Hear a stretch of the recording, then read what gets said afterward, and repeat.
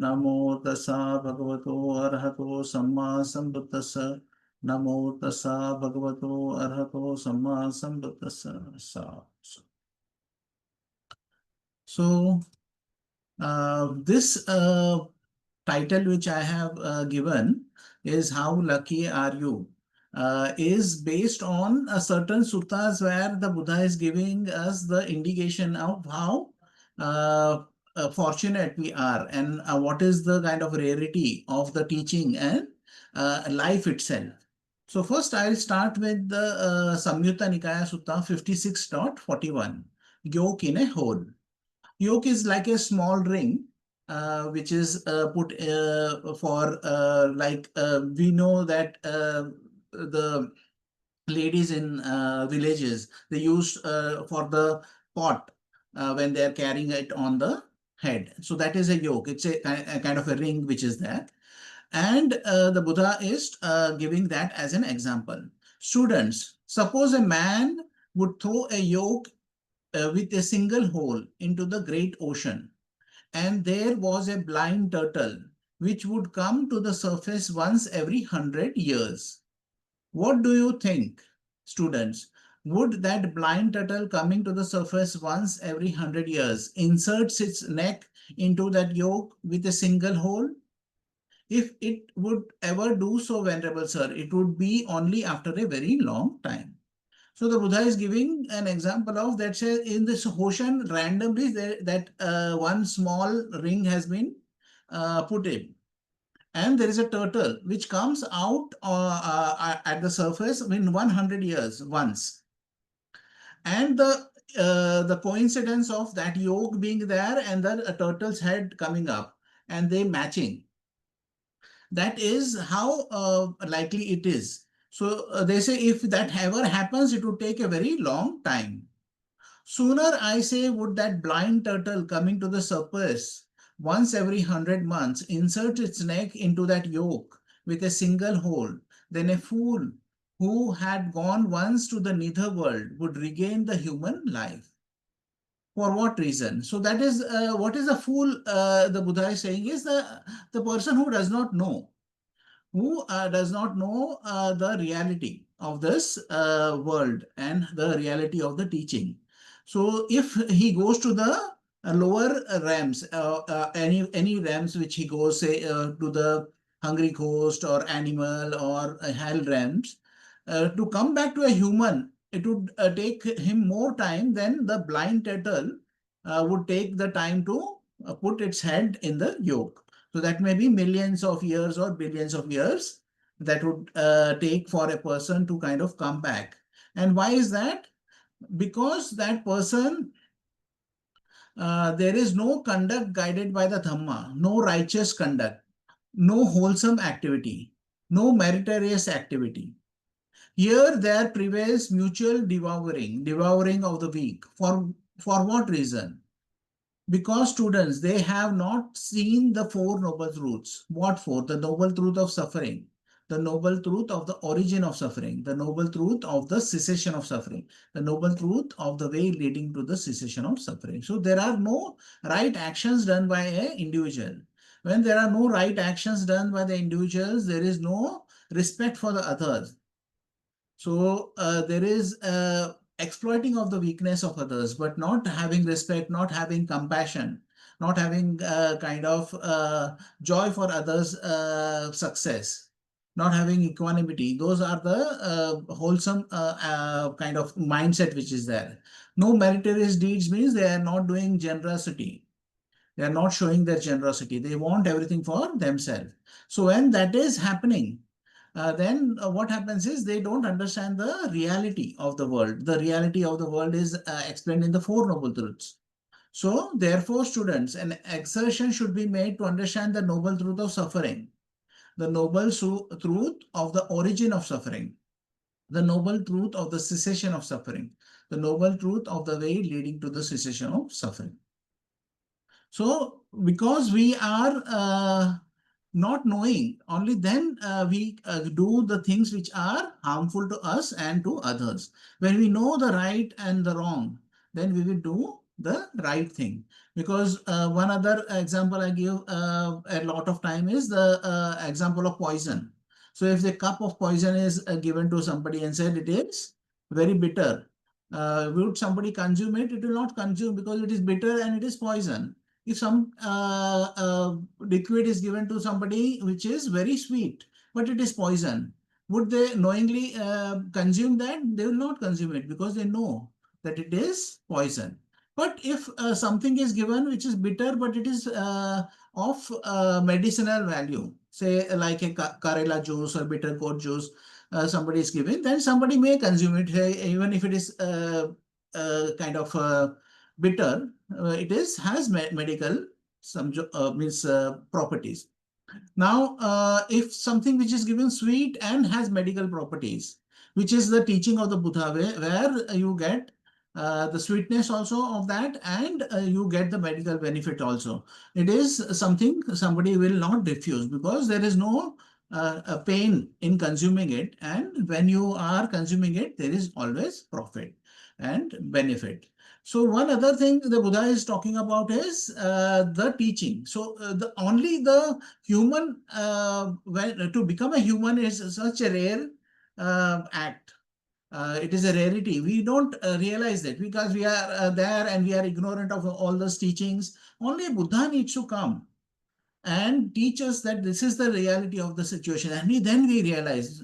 So all my life I have heard and about Buddha's teaching and everything, but they have never given the teaching directly from the suttas. So we were not given this kind of teachings, which is about the rarity of the human birth, about the rarity of the teaching or the seeing of the Buddha also. So now the Buddha is talking about those things, few and many. That is what the series are there. It is in Anguttara Nikaya. The first would be 1.338, and we will go till 345. So this is a sutta where the Buddha is saying, just as students in India, the delightful parks, woods, meadows, and lotus ponds are few. So they are these parks were made by the kings or the wealthy people. So certain times the parks were made specifically for the monks or ascetics, for them to go and stay there. Then there are woods are there, meadows and lotus ponds.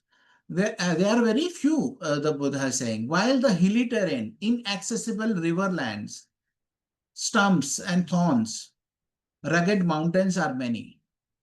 So too, the sentient beings who get to see a realized one are few, while those who don't get to see a realized one are many. So just to have a look at the Buddha, there is very few people who have the opportunity to just have a kind of the opportunity to meet and see the Buddha.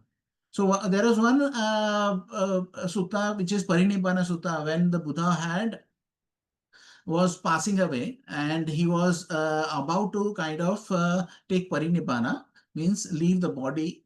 So that time there was a merchant who came to the Buddha and said that I am very sorry, but I was always thinking that I will meet the Buddha and meet the Buddha, and Buddha would pass through this place for many times, but I was always busy with this and that worldly things, and I did not make the time to come and see the Buddha. Now the Buddha is passing away, so I don't want to miss this opportunity. If Buddha is kind enough, give me the teaching. So the Buddha comes out of the jhanic state he is there and then gives the teaching to him. So that gives a indication that the people living in the Buddha's time also may have the idea or the thought to meet the Buddha, but they had not gone and actually seen the Buddha. So even when the Buddha was alive and was roaming around India, still there are people who miss to see the Buddha. So that is a rare opportunity. There are only few who are able to see the Buddha.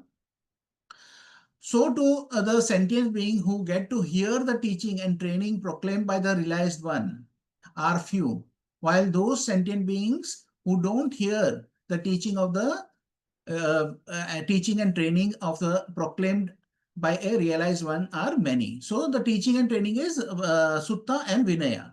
Sutta are called the teaching and Vinaya are the trainings or rules which is there. So these are the Sutta Vinaya. So there, the Buddha says that only a few of them see me. Out of those also there are only a few who are able to listen to me or hear to me.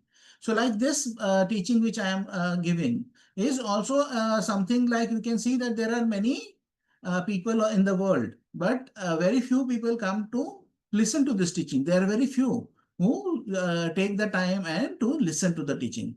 So to the sentient beings who remember the teaching, the here are few, while those who don't remember the teachings are many. So the Buddha says that out of the people who listen to also, only a few remember the teaching. One of the ways the Buddha is talking about in one sutta, which number I will give you, is Anguttara Nikaya 3.30. So the Buddha is talking about three ways of listening to the Buddha. One is upside down. Second is the lap listening. And third is the upright listening. The Buddha says that the upside down listening is something like if there is a cup, okay. Actually, I hope there's no water. So if there's a cup and the cup is upside down, and however water is poured, there is the cup will not be full. Because what is happening is that this water which is there is not, so somebody listens to the Dhamma but does not pay attention. So it is like upside down. Now the second is lap listening. Lap listening is when listening, they pay attention. It is like something is there on your lap when you are sitting. And when you get up, what happens is that what is there in your lap falls down.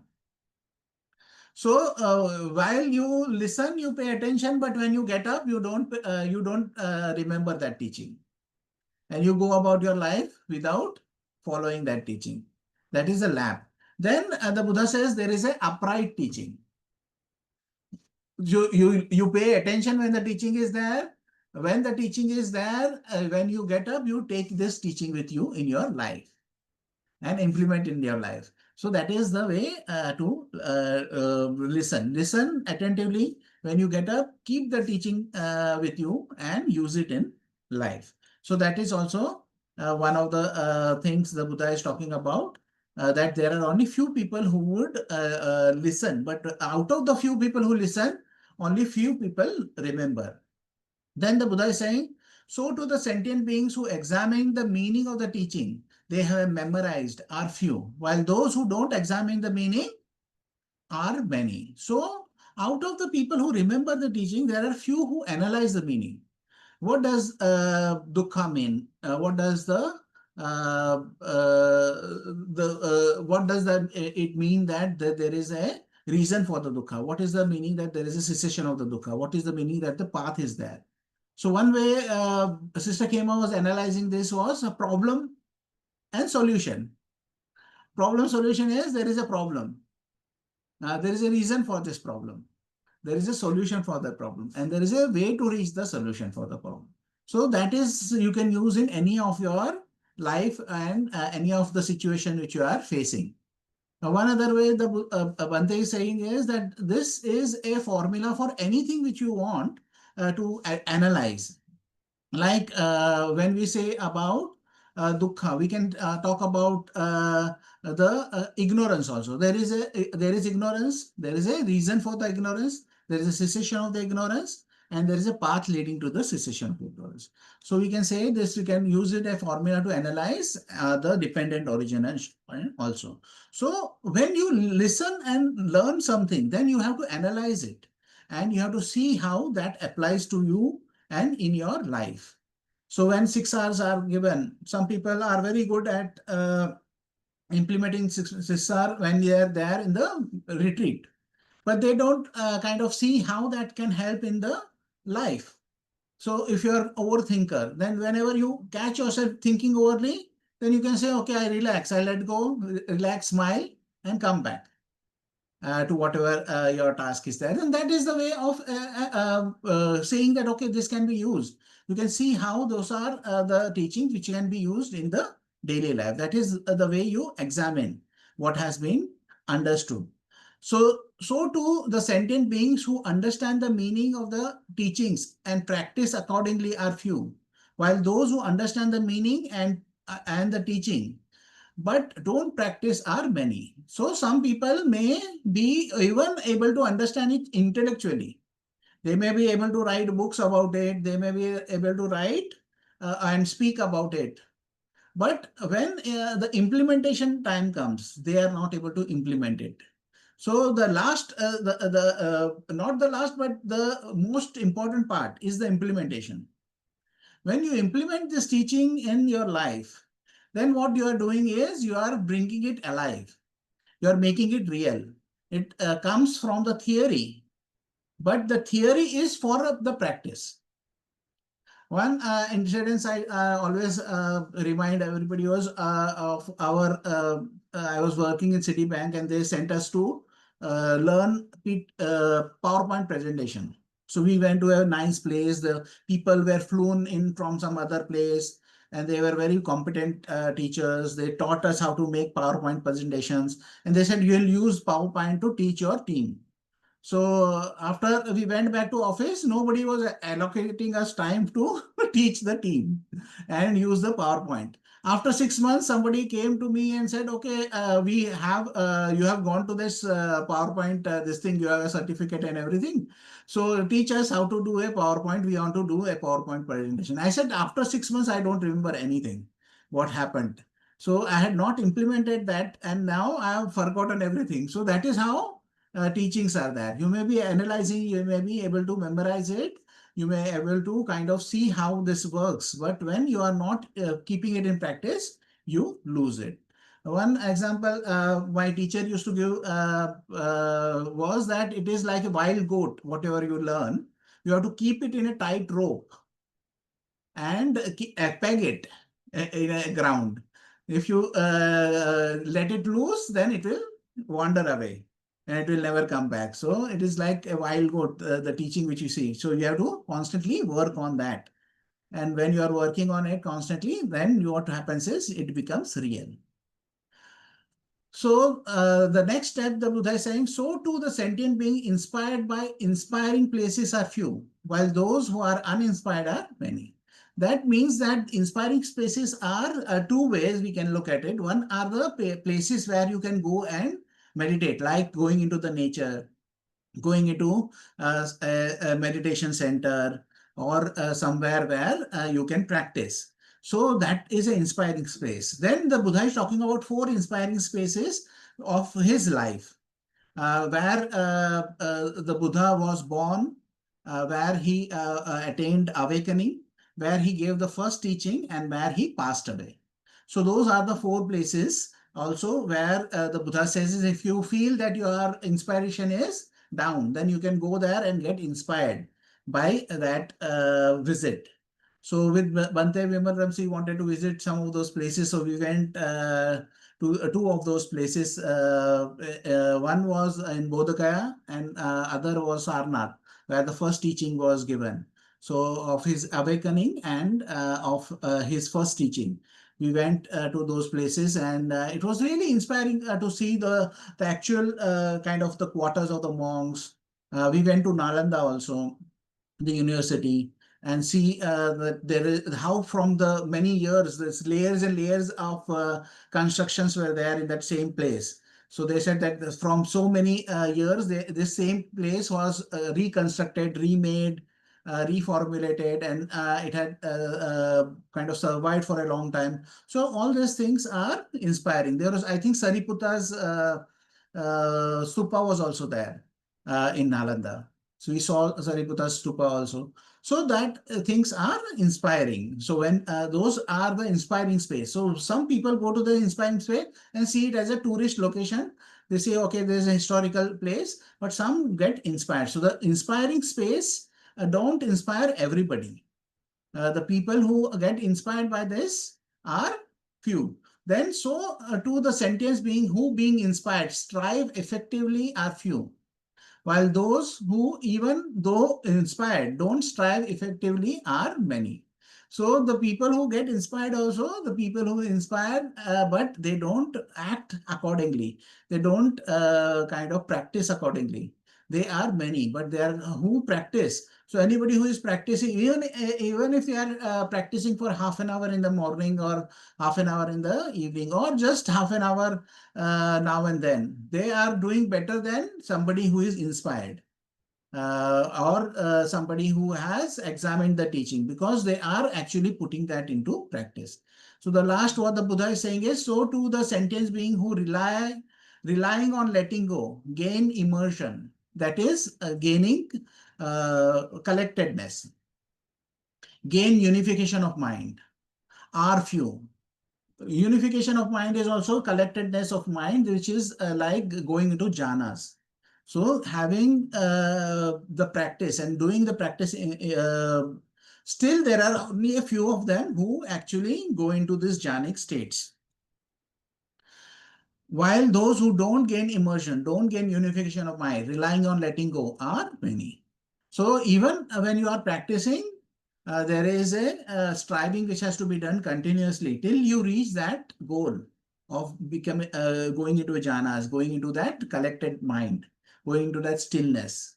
And that is what the Buddha is saying, that at each stage, if you found yourself that you are there in certain stage, then you are that much lucky in your life that you are able to attain that stage of practice. There you are able to attain that stage of understanding, that stage of listening.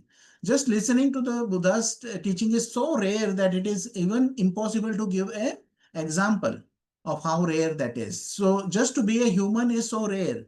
Maybe a trillion in one chance for a human being to be born, one to be born as human being. So just look at the chances that the Buddha, when he is there, how a short period the Buddha's teaching are also there. 2,500 years or 25,000 years, whatever the calculation they are doing. Still, that would be a small time in this Big Bang, one cycle of the world. In this one cycle of the world, you can consider that there will be about, I think this is 13.5 billion years. It will go on more for, I think, about 70 billion or 75 billion years. So it will be about 80 billion years, it will expand. Then it will just stay base still for 80 billion years. Then it will come together for 80 billion years and then stay at a point for 80 billion years. And then again expand. So that is for asankhya. Asankhya is uncalculable time. So each uncalculable time. So this is the time where the life is there, when the expansion is there. When there is stillness, there is no life. There is when there is contraction, there is no human life. When there is again the stillness, at the point there is no life. But when we are having this opportunity that in this maybe 360 billion year cycle, we will be living for 100 years, or we may come back for maybe 1,000 times over here. But still that time is very small. And even if we say we are reborn for 100,000 or 1,000,000 time in this cycle, still the teaching of the Buddha being there and we being there, and then we being in touch with the Buddha's teaching is very rare. So it's a matter of luck or a matter of your good actions in the past, which get you in touch with the Buddha's teaching. And we have to take the benefit of that and practice more, and practice in a way that it is not about experiences, but practice in a way it is about understanding, about analyzing the reality, analyzing the impermanence, analyzing the resistance, which is the dukkha, and analyzing the impersonality of how these things happen because of cause and effect, and not by control of somebody else, or not by randomness. So Buddha refutes those arguments. And how we can see if it is happening by cause and effect? By meditation, by observation. We know that, okay, when we are in such a thing we do, our thoughts grow. If we do this, our thoughts gets decreased. And certain times when we are doing it everything right, still there are certain hindrances arises. So when you know, okay, this is impersonal. This is not me. This is not this is not myself. And then we can see what we have. Our reactions are there. How our resistance is there. Resistance is the dukkha. If we accept the pain which arises in the meditation, or the busy mind which arises in meditation, then we will not have dukkha. That will just be the reality. And then we see everything which arises don't stay there forever. They definitely change. They definitely go away. So that way we can understand and increase our wisdom. And that is what the point of the Buddha's teaching is there, to increase your wisdom, to increase the understanding. And the Buddha promises that even if you do a little, you gain a little. If you do a medium amount, you gain a medium amount. If you do a lot, you get a lot. So as you invest in this practice and invest in your understanding, the amount of your investment in the practice will gain you that amount of understanding and wisdom. So I would request everybody to continue practice, continue doing your good work, and see that how lucky you are. So if there are any questions, you can ask now.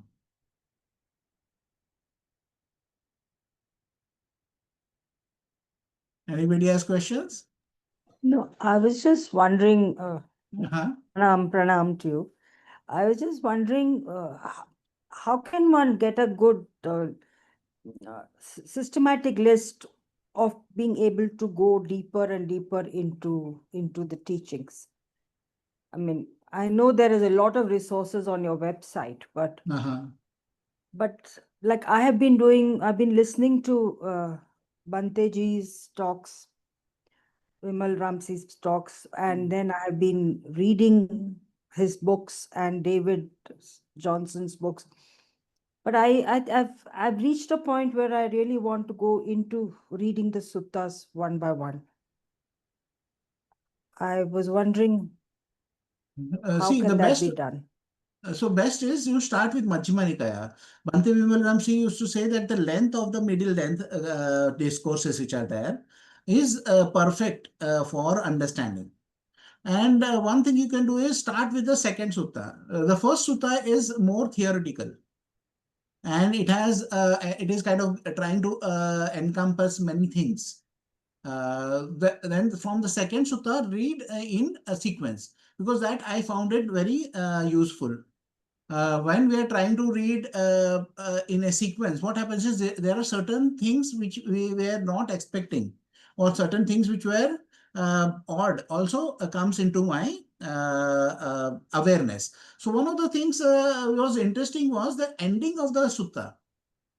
Many of the suttas, the ending is that the monks were satisfied by the teachings given by the Buddha.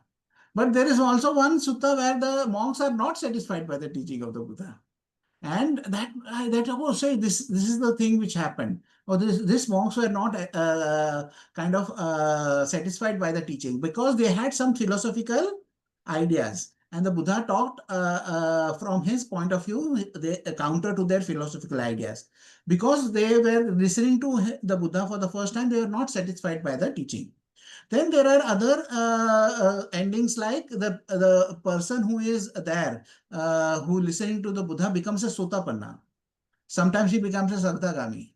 Sometimes he becomes a Anagami. Sometimes he becomes an Arahant.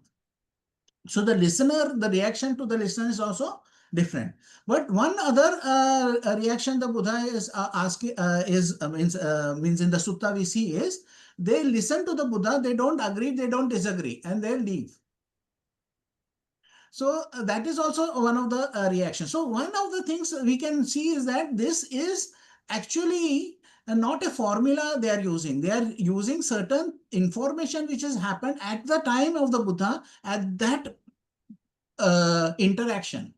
So we get a feeling that this has a very kind of live commentary type of aspect.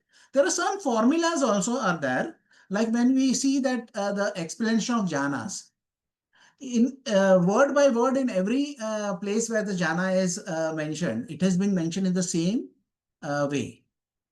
So that there are certain formulae also. Then there are certain ways where the Buddha, they listen to the Buddha, and this is a kind of, Bhante Dhammagavesi used to say, this is a code for becoming a Sotapanna, which they say that I have see for somebody who don't have eyes, he has become the eyes, or somebody who is in darkness, he shows the light. Something which is upturned, he turns it up. And that way the person is explaining or praising the Buddha. And that is a formula which is used. But there are formulas also, but then there are certain things which are very unique to the teaching. How the teaching starts also. Certain times when you are listening to where the teaching is starting, how the teaching is starting, the context also you get. Certain times what happens is people who are even sharing suttas and sutta-based trainings, they don't give the first part of the sutta, where how they came to the Buddha. There are many things you come to know. There are different ways they had approached. There are different times of the Buddha's time, where the Buddha used to walk alone, and he used to kind of meet people and kind of give the teaching. And then there are times where the Buddha is walking with 1250 of his monks. So there was a kind of different eras in the Buddha's life also we can come to know. So there are a lot of small things which make this teaching very live, and they make it kind of very real for me, at least. When I see those kind of differentiations, I see those patterns, I get a life also, how the life is there of the people. So the time Buddha is talking about what the people were doing, the craftsmen, and what are the crafts they are doing. And it gives a picture that many people were living in much luxury also. They had very good carpets. They had many 7 floor houses were there, and 7 roofs they had. So maybe to cool it, they had one roof upon the other to other. So then they had different materials of house was made. Brick houses were made. So those are the things we come to know. Other than the teaching, but that makes it very real for us. At least for me, it makes it very real. By reading it by sequence, we certain times get certain teaching which are repeated also. There is one Abhadhekarata Sutta, which is the auspicious night. The Buddha is talking about training.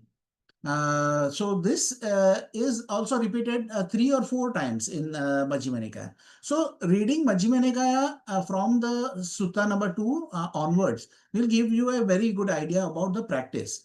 And if you are doing the meditation and you are doing the reading of the Sutta, you will come to know certain times, oh, this was the thing which was meant by this thing. Oh, voice is, I think the connection may be some problem over here because certain times I have a fiber connection, but certain times it goes up and down. Okay, okay, thank you. So maybe you can also we can share the recording. So we will be sharing the recording. So you may kind of try and see if the recording has got it. So please read Majjhima Nikaya. And from Sutta number 2, you start reading, and you will find that there is a lot of things you will be able to gain. Okay. Anything else?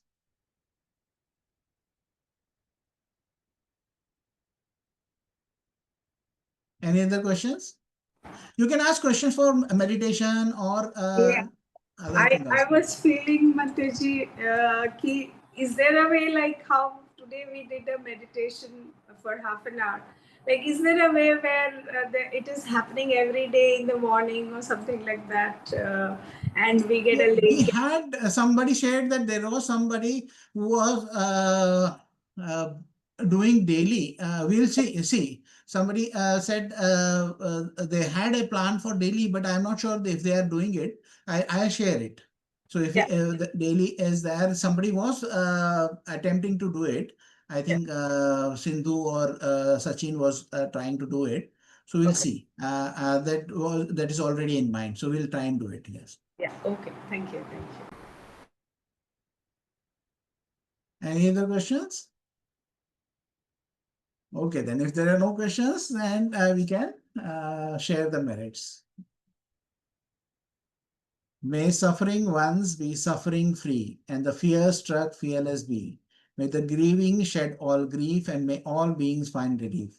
May all beings share this merit that we have thus acquired for the acquisition of all kinds of happiness. May beings inhabiting space and earth, devas and nagas of mighty power, share this merit of ours.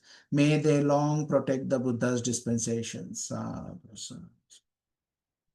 So we'll see you around and have a nice week. Thank you. Thank you, Sukhੀ Bhante. ho tos. Teji. Okay.